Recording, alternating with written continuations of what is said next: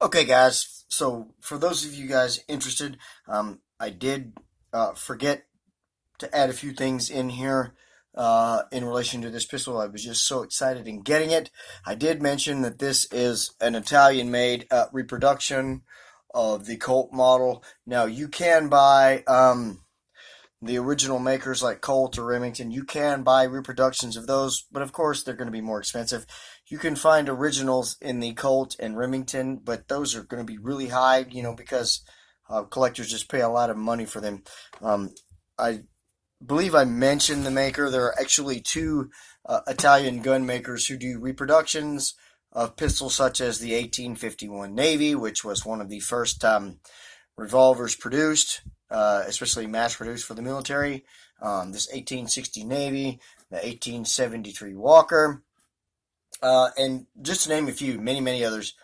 This company is Pietta, FL Pietta. It's just Pietta here in the States. Another manufacturer in Italy that makes these American reproductions is Uberti. I've watched videos on them. Haven't really seen a whole lot of differences between the two, but just because these things are reproductions and they're made by a non-American company doesn't mean they're cheap knockoffs. This thing is fully functional. Everything I've seen about it, it's a really nice pistol and should be fun to shoot. I do feel a little bit of ridging there between the grips, but other than that, I mean, it's a really nicely produced pistol. As I said, it has a safety feature on it to where you can set the hammer in between chambers if you would like to carry 6 chambers. And the simple way to do that is just pull the hammer back, because you see the hammer is in the slot of the first cylinder on the nipple there where the percussion cap goes.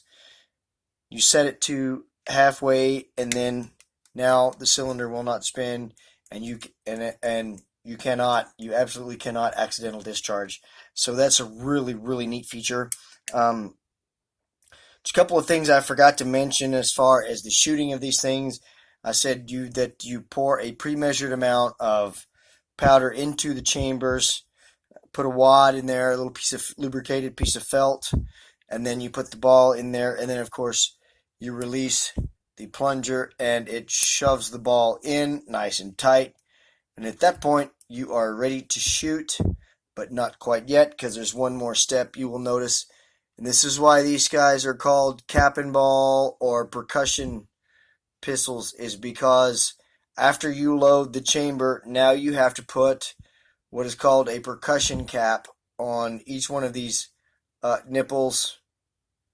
And this is still G rated, by the way. And that is what's called a primer. That the hammer hits the percussion cap, ignites it, that in turn ignites the powder, which actually propels the ball out. I also forgot to mention this is a 44 caliber, by the way.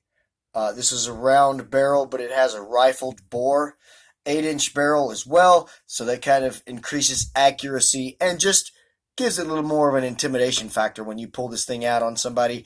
There are modern cylinder conversions that you can put on this thing to where it can accommodate 45 long Colt cartridges. It's really simple. You'll see here is the barrel wedge. It's just a little wedge that keeps the barrel part on. I've never actually tried to remove one of these, because I just got this thing.